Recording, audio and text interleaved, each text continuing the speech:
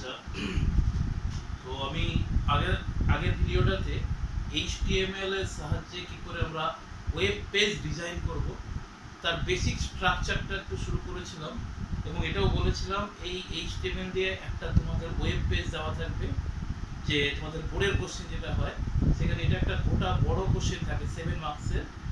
HTML এর ল্যাঙ্গুয়েজের সাহায্যে একটা ওয়েব পেজের সমস্ত কিছু দেওয়া থাকবে, তার ব্যাকগ্রাউন্ড কালার কী হবে, তার বা কন্টেন্টসে কী থাকবে, জাস্ট সব থেকে ছোট্ট আনসার কিন্তু 7 মার্কসের ম্যাক্সিমাম 8-10 লাইনের একটা ছোট্ট কোডিং লিখতে লাগে, যেটা 7 মার্কসের একটা কোশ্চেন থাকে এবং এটা প্রত্যেক বছর একটা শর্ট কোশ্চেন থাকে।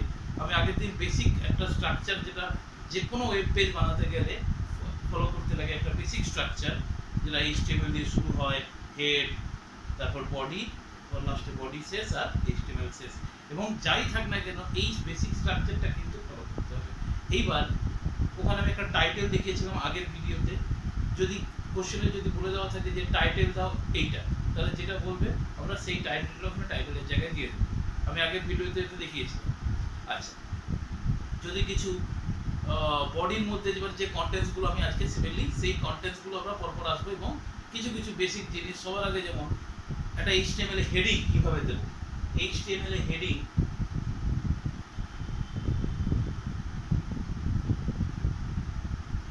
তো হেডিং তোমরা জানো, আমরা যখন কোনো একটা প্যারাগ্রাফ লিখি তার উপরে একটা বড় মোটা মোটা আকারে কিছু যদি হেডিং দিয়ে দিই, তাহলে আমরা সেই প্যারাগ্রাফটার সম্বন্ধে একটা জিনিসটা অনেক সুন্দর একটা আউটলাইন বোঝা যায় এবং দেখতেও ভালো লাগে। তো আমরা যখন একটা ওয়েব পেজ বানাই, তখন কি কোনো একটা অর্গানাইজেশন বা কোনো একটা সংস্থা, কোনো স্কুল কলেজ যাই হোক না কেন, তাদের যাবতীয় তথ্য আমরা ইন্টারনেটে পাবলিশ করার জন্য অনেকগুলো ওয়েব পেজের মাধ্যমে একটা ওয়েবসাইট তৈরি করছি। তো আমরা যে তথ্যগুলোকে দেবো সেটাকে যত ইউজার ফ্রেন্ডলি, ইউজার অ্যাট্রাকটিভ, ইউজারের কাছে যাতে সুন্দর লাগে, আরও দৃষ্টি আকর্ষণ করে, তো সেইভাবে সেই জিনিসগুলো আমরা কী করে বানাবো, সেটার জন্য এই কোডগুলো আলাদা আলাদা কোনটা সাহায্যে আমরা কী কাজটা করবো। যেমন ধরো একটা সবথেকে বেসিক পার্ট হচ্ছে হেডিং করা। তো HTML A 6 types of heading পাওয়া যায়, 6 টাইপস অফ হেডিং, হ্যাঁ 6 টাইপস অফ হেডিং আমরা ইউজ করতে পারি। এবং এবছর এটা একটা 3 মার্কসের একটা কোশ্চেন, আলাদা কোশ্চেন এসেছিল যে কয় রকম হেডিং হয় এবং কি 6 টাইপস অফ হেডিং হয়। হেডিংগুলো এইভাবে H1 ট্যাগের মাধ্যমে হয়, H1, H2, H3, H4, H5, এই টোটাল 6 রকম হেডিং। এবং কিভাবে লিখি, এবং এর মধ্যে H1 যেটা সবথেকে বড় হেডিংটা, সবচেয়ে বড়,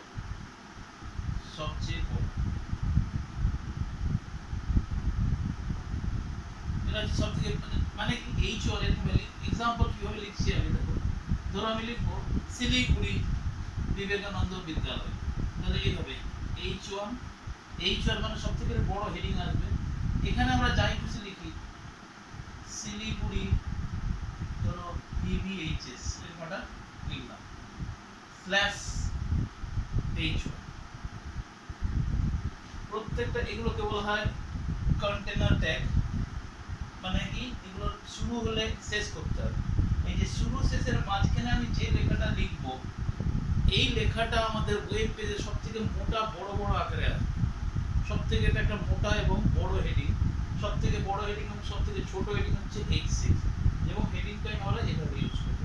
ট্যাগের মধ্যে এটাকে ট্যাগ বলে, HTML ট্যাগ H1 এইভাবে লেস দ্যান, গ্রেটার দ্যান, আর H1 এটাকে বলা হয় H1 শেষ হলো এন্ড ট্যাগ বলে, এটাকে স্টার্টিং ট্যাগ, এটা এন্ড ট্যাগ।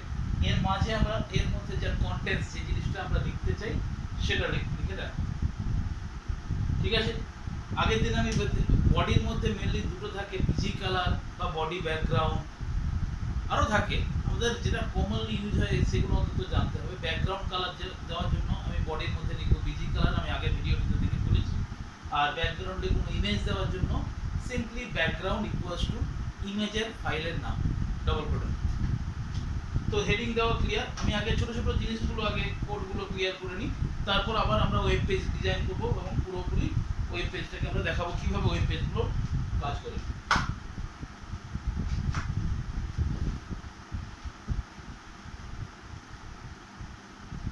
HTML এ আরেকটা খুব কমন জিনিস তোমরা দেখে থাকবে ওয়েবসাইটে, দেখবে কোনো একটা লেখা ধরো এরকম স্ক্রোল করে যাচ্ছে, ধরো একটা online admission is going on, হ্যাঁ, সাবমিট ইওর অনলাইন ফর্ম, এরকম স্ক্রোল করে যাচ্ছে লেখাটা, এদিক থেকে বা এদিক থেকে একটা লেখা স্ক্রোল করে যাচ্ছে, আমরা সেখানে আবার ক্লিক করলে অন্য আরেকটা পেজ খুলে যাচ্ছে। তো আমি ক্লিকিংটা পরে আসছি, ক্লিকিংটাকে বলা হয় হাইপার লিঙ্কিং। কেন কি আবার বলছি, একটা ওয়েবসাইট মানে কিন্তু একটা ওয়েব পেজ, অনেকগুলো ওয়েব পেজ ইন্টারঅ্যাক্টিভ ওয়েতে থাকবে, কোথাও ক্লিক করলে আরেকটা ওয়েব পেজ খুলবে, আবার আরেক জায়গায় ক্লিক করলাম আরেকটা ওয়েব পেজ খুলবে, তো অনেক ওয়েব পেজের একটা ওয়েবসাইট তৈরি হবে। যদিও আমাদের কোশ্চেনে যেটা সিম্পলি একটা ওয়েব পেজ বানাতে পারবে, তো আমরা এখানে আগে একটা ওয়েব পেজ বানাতে শিখি, তারপর না হয় সেটাকে আমরা একটা ওয়েবসাইট বানানোর চেষ্টা করব। আচ্ছা, তো নেক্সট আমি যেটা দেখাচ্ছি, ধরো এরকম কোনো লেখাকে যদি স্ক্রল করাতে চাই, কি করে করব? ঠিক আছে, মানে এটা হচ্ছে মুভিং অফ টেক্সট, মুভিং বা স্ক্রলিং, ঠিক আছে, স্ক্রলিং বলে, স্ক্রলিং আর টেক্সট, এটা কি করে করব না, সিম্পলি একটা ট্যাগ আছে মার্ক ইউই, MARQUE, আমি যদি এরকম লিখি মার্ক ইউ দিয়ে লিখলাম শিলিগুড়ি VPHS স্ল্যাশ মার্কিউই, মার্কিউটা শুরু, এটা শেষ, এর মাঝে যে লেখাটা থাকবে, এই লেখাটা যখন আমরা ওয়েব পেজটা ইন্টারনেট এক্সপ্লোরার বা আমাদের ওয়েব ব্রাউজারে দেখবো ওয়েব পেজটা, তখন দেখতে পাবো লেখাটা এইভাবে স্ক্রোল করছে, এই লেখাটা এখানে যে লেখাটা থাকবে ওই লেখাটা এইভাবে স্ক্রোল করছে, এই যে একটা এন্ড থেকে এই শেষ হলো, আবার শেষ হয়ে গেল, আবার ওখান থেকে শুরু হচ্ছে, এইভাবে কন্টিনিউয়াস স্ক্রোল করতে থাকবে যতক্ষণ আমরা ওয়েব পেজটা দেখব। এটার আবার ডাইরেকশনও চেঞ্জ করা যায়, direction left to right, right to left, top to bottom বা বটম টু টপ, এইভাবে ডাইরেকশনও চেঞ্জ করা যায়। তো ওগুলো আমি পরে আসবো।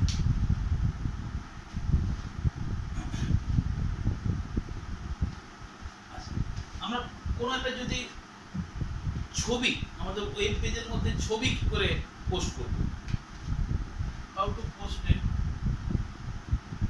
How to post an image বা পিকচার, এগুলো প্রত্যেকটা ইন্ডিভিজুয়াল ট্যাগটা শিখে নিতে লাগবে। আমি পরে এগুলোকে আবার একটা ওয়েবসাইটে, ধরো আমরা সিম্পল একটা ছোট্ট ওয়েব পেজের ছবি দেবো, তার এরকমই মেনলি কোশ্চেন কিন্তু যেটা থাকে, একটা ওয়েব পেজের ছবি দেওয়া থাকবে বা ওয়েব পেজের সমস্ত কন্টেন্টের ব্যাপারে বলে দেওয়া থাকবে, ওয়েব পেজের কোডটা লিখবো। তো আমি আগে বেসিক ছোট ছোট এই ফাংশনগুলো জানিয়ে দিতে তোমাদের বুঝিয়ে দিই। ইমেজ আমরা কি করে ইনসার্ট করব বা পোস্ট করব, পোস্ট না করে ইনসার্ট, তাহলে ভালো হবে, ইনসার্ট। তো কিছু না, তার জন্য ট্যাগটা কি, img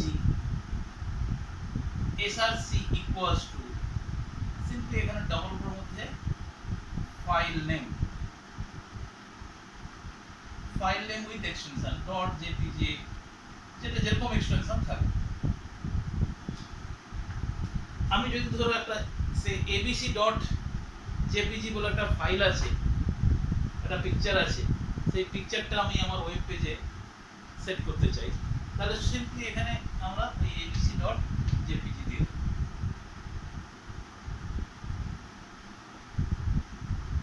কিন্তু এই যেমন এই কোডটা কাজ করবে না ইনিশিয়ালি যদি এই ছবিটা না, ফাইলটা না পাই, তাহলে আমরা যে সেজন্য যখন আমরা যেহেতু লোকাল মেশিনে শিখছি, লোকাল মেশিনে একটা ফোল্ডারের মধ্যে সমস্ত এই ওয়েব পেজগুলোকে সমস্ত একটা ফোল্ডারের মধ্যে রাখবো।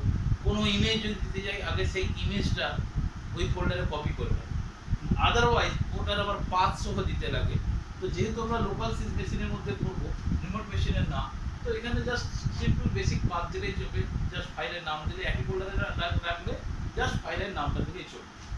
তো এবার এখানে অনেক সময় যদি ইমেজটা অনেক বড় থাকে, অনেক পুরো ওয়েব পেজ ধরে চলে গেল, আমরা যদি সেই ইমেজটার সাইজ বাড়াতে কমাতে চাই, হাইট, ইমেজের দুটো অ্যাট্রিবিউট হয়, ইমেজ উইডথ আর ইমেজ হাইট। হাইট মানে উচ্চতা, উইডথ হচ্ছে কতটা চওড়া।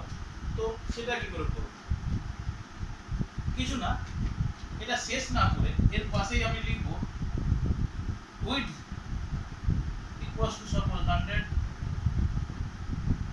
হাইট ইকুয়ালস টু সে 100 কি 200 যেটা দেব তারপর শেষ হবে।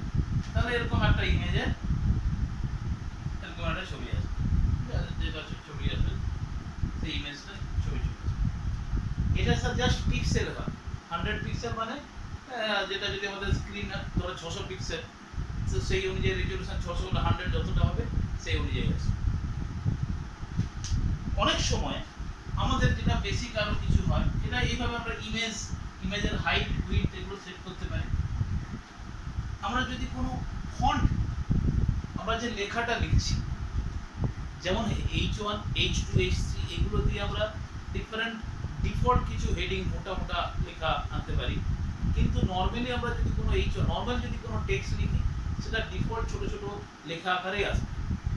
এবার আমরা যদি চাই সেই লেখার সাইজ বাড়াতে কমাতে পারি, সেই লেখার যে লেখাগুলোর অক্ষরগুলোর কালার আমরা বাড়াতে কমাতে পারি। যেমন সেটা কি করে করব, ফন্ট চেঞ্জ করা, চেঞ্জিং ফন্ট অফ টেক্সট। যে কোনো একটা লেখা আছে তার ফন্ট কালার, তো যে লেখাটাকে আমি চেঞ্জ করব ঠিক সেই লেখাটা শুরু হওয়ার আগে আমি ফন্টটাকে রিডিফাইন করব এভাবে, ফন্ট সাইজ ইকুয়ালস টু ধরো দিলাম এরকম সে 10, কালার ইকুয়ালস টু দিলাম সে রেড। এরপর যে লেখাগুলো আমি লিখব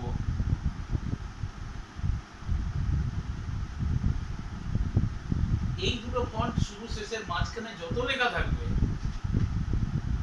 সেই লেখাগুলো কিন্তু এই স্পেসিফিকেশন হবে, তাদের সাইজ হবে 10, কালার হবে রেড। আবার যেই শেষ হয়ে গেল এরপর আবার যেটা ডিফল্ট লেখা মানে নরমাল কম্পিউটারে যেরকম নরমাল যে টেক্সট, ওকে, সেই টেক্সট আকারেই ওয়েব পেজের মধ্যে ডিসপ্লে হবে। ওকে, তো যেকোনো আমরা ফন্টের এইভাবে আমরা তার ডিজাইন বা স্টাইল, আরো ডিজাইনও দেওয়া যায় ফন্টের বিভিন্ন, যে আমরা টাইমস নিউ রোমান এরকম, তো সেভাবে ফন্ট চেঞ্জ করে দিতে পারি। সবথেকে ইম্পর্টেন্ট, HTML ওয়েব পেজ যখন আমরা HTML এর মধ্যে কোডগুলো লিখছি, কোডে আমরা যাই লিখি না কেন, আমরা যদি নেক্সট লাইনে কোনো কিছু লিখি সেটা কিন্তু ওয়েব পেজে যখন আসবে সেটা নেক্সট লাইনে আসবে না। ধরো আমি এরকম লিখলাম এরকম একটা ওয়েব পেজ বানাতে চাই, উপরে ধরো শিলিগুড়ি, এখানে নিচে আসবে দার্জিলিং, আমি জাস্ট ছোট ছোট করে দেখাচ্ছি, নিচে আসবে 734001, জাস্ট এইরকম পরের লাইনে এটা, তারপরের লাইনে এটা। তো আমরা এটা যদি নরমাল এইভাবে লিখি কোডটা কিভাবে হবে, HTML হেড, এরপর টাইটেল, এগুলো কিন্তু সবসময় বেসিক থাকবে। টাইটেল যেটা দেওয়ার দিতে হবে, টাইটেল,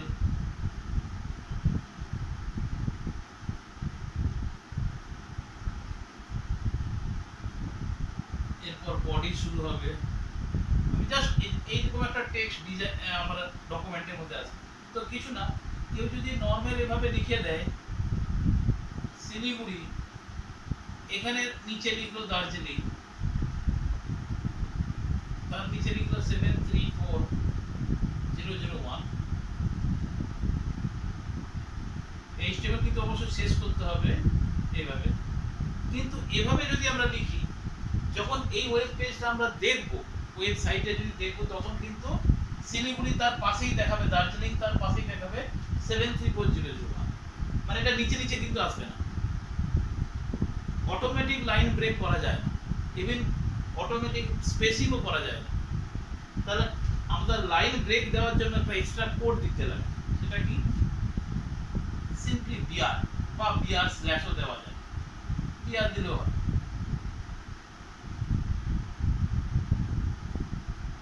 বিআর কি জন্য ইউজ হয়, জাস্ট লাইন ব্রেক দেওয়ার জন্য। ওকে, লাইন ব্রেক দেওয়ার জন্য হচ্ছে বিআর ট্যাগ।